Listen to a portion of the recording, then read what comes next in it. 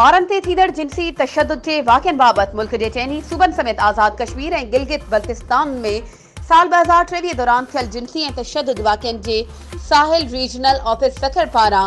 Sukkur press club में साहिल NGO जे सूबाई coordinator Barkat Ali Ansari press conference कंदे साहिल तरफ़ां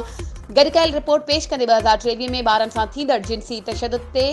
ॻणती ज़ाहिर कंदे ॿुधायो आहे त पाकिस्तान में ॿारनि ते थींदड़ जिन्सी तशद्दुद ऐं नंढी उमिरि में शादी जे वाक़िअनि 2022 जी भेट में 2023 में 40 केस घटि रिपोर्ट थिया आहिनि। गुज़िरियल साल दौरान पाकिस्तान में 4213 ॿारनि सां जिन्सी ज़्यादती ऐं नंढी उमिरि में शादी जा वाक़िआ पेश थिया।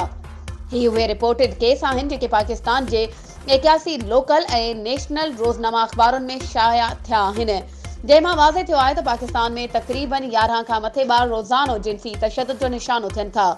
टोटल 4213 ॿार जिन में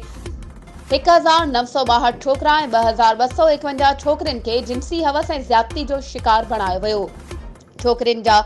रिपोर्टेड केस छोकिरनि जी भेट में वधीक आहिनि। जिन्सी ज़्यादती जे हिननि केसनि में 1833 छोकिरनि ऐं छोकिरियुनि खे ज़बरदस्ती अगवा कयो वियो, 562 छोकिरनि ऐं 415 छोकिरियुनि सां जिन्सी ज़्यादती रेप कयो वियो, 168 छोकिरनि ऐं 74 छोकिरियुनि सां इज्तिमाही तौर ते जिन्सी ज़्यादती गैंग रेप जा वाक़िआ पेश थिया। 216 छोकिरनि ऐं 307 छोकिरियुनि सां की कोशिश कई वई, 26 छोकिरनि ऐं 18 छोकिरियुनि खे जिन्सी ज़्यादती रेप दौरान क़त्ल कयो वियो,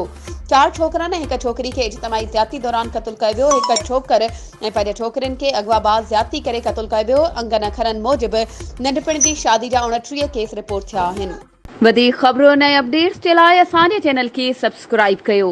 ऐं हा, बेल आइकन खे प्रेस करणु न विसारिजो त जीअं असांजी हर नई अचण वारी वीडियो तव्हां ताईं पहुची